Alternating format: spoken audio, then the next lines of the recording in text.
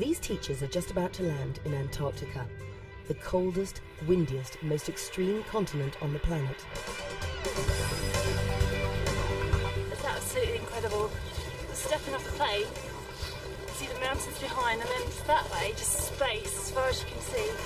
But they're not coming to teach, or even for a holiday. They're coming to perform scientific experiments, which will contribute to our understanding of Antarctica, and at the same time, they'll be investigating what effect living in such harsh conditions has on the human body.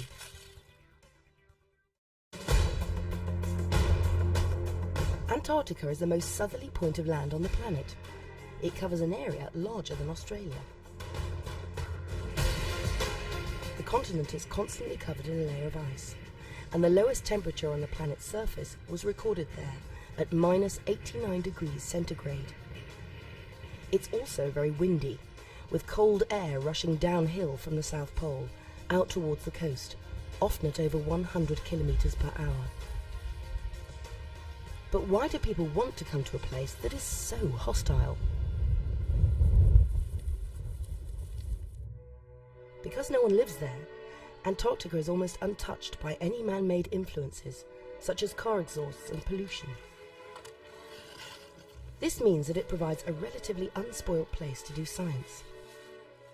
One of the things which is key for any science experiment is control, is knowing what your variables are and being in a position to control them. In Antarctica, you've got such a pristine, simple environment, largely unaffected by human activity, except sort of at a distance.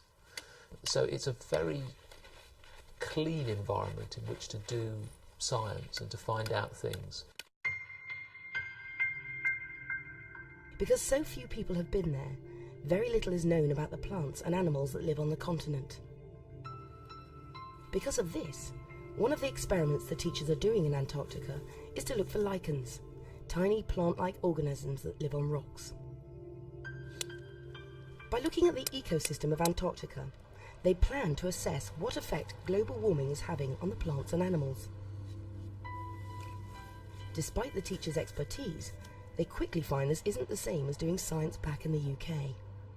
Because they're so tiny and because we're not very familiar with exactly what species we're going to find here, the problem we've got is identification. Different colours on the rocks, different minerals could be lichens. So we've collected a few samples that, because we've got a little bit of doubt, we're going to wait till we get back to camp and have a look at them. And I suspect over the next few weeks another problem's going to be just trying to get our eye in as to exactly what type of habitat you're likely to find them in. That hunt for the habitat proves trickier than they had predicted. We often walked miles and didn't see much, and it was often surprising where we did find things. So we'd go to an area convinced that there'd be nothing there and then find things, and we'd go somewhere where we were sure we'd find something and see nothing. It was very difficult to predict exactly where you might find your samples, and you really just had to hunt and look around.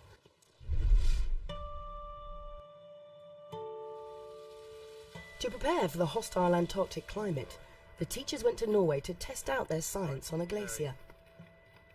They wanted to test out their methods of finding lichens in less extreme conditions. It's a moss. That's probably quite realistic. This feeble little bit of growth is probably a fairly realistic idea of the sort of thing we might find in Antarctica. So we've got a few mosses growing in the rock here. Once they've found the lichen, or moss in this case, they have to catalogue where it's found. Then they take a small sample back to the lab to see if they can identify it. Their trip to Norway has enabled them to identify some of the factors that they're going to have to look out for when they do the science in Antarctica. Here it's practical to open your coat and stuff your notebook down your jacket, but in Antarctica probably not. You're not going to be wanting to undo zips, anything. And here we're quite happy to waggle cameras around and keep them outside for a long time with no protection on. In Antarctica the battery will just drain instantly. Dealing with such tiny samples, that these gloves that we were thinking of using, we just can't manipulate our fingers well enough to be able to even open the bags or get the samples in. Everything's like you're trying to do it on space or something. It's all difficult. Back in Antarctica, to increase their chances of discovering lichens, the teachers go deeper into the mountains.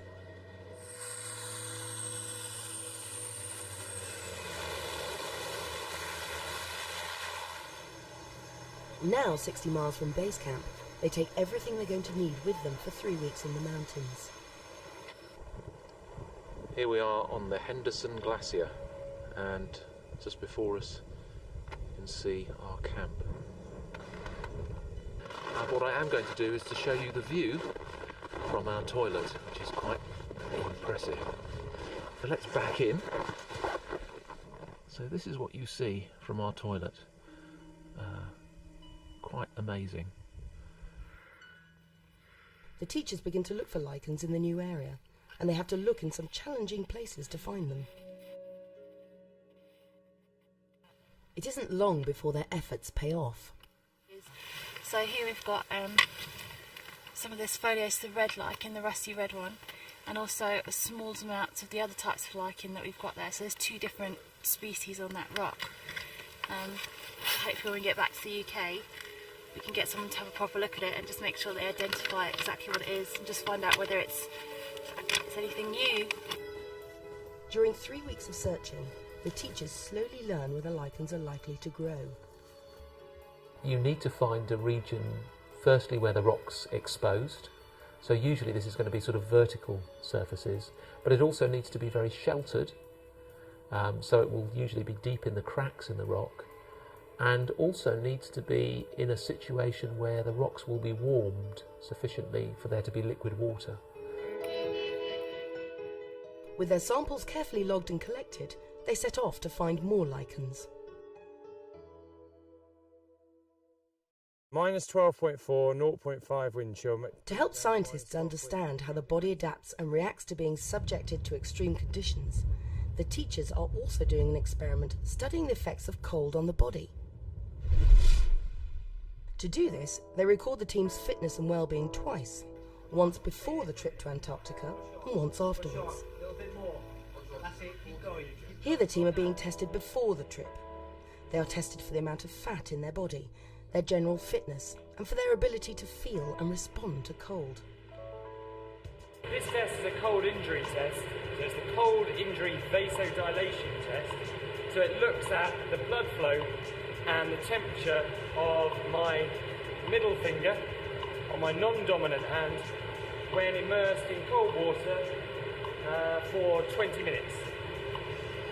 So the idea is to see how good my body is at reacting to cold, essentially. The idea is that they're trying to measure your maximum oxygen uptake, and you cycle on a bicycle for, usually works out about 12 minutes or so, and every so often they keep adding more weights, and basically you just keep pedalling until you can't pedal anymore. Keep it down at 60 if you can. The tests are run by Professor Mike Tipton.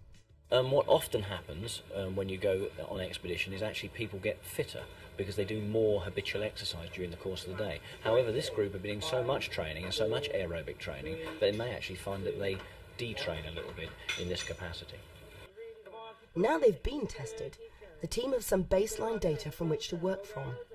When they come back from Antarctica, they'll be tested again to see how their bodies have changed.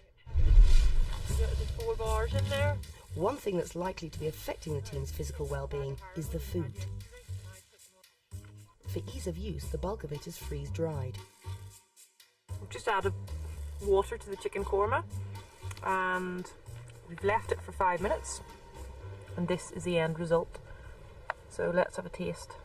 Try not to spill it. Pretty good.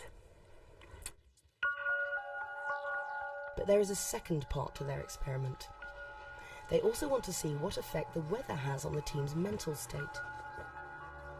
The teachers record the temperature and wind speed every day, then fill in a questionnaire about how they're feeling in the evening. This is a mood state questionnaire, and it goes through things like, did I enjoy today's meals? How depressed or happy am I? How lonely am I? How alert? How physically feeling 100%, etc.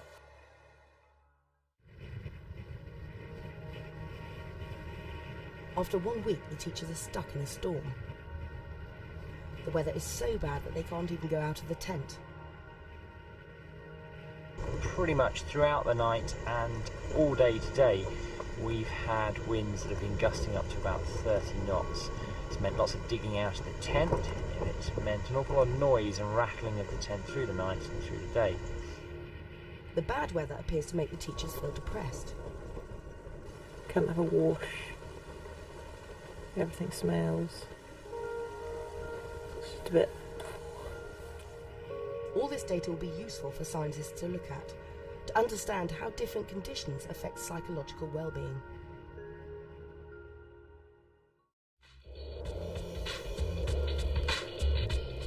After 1 month, the team returned to Britain, their science finished.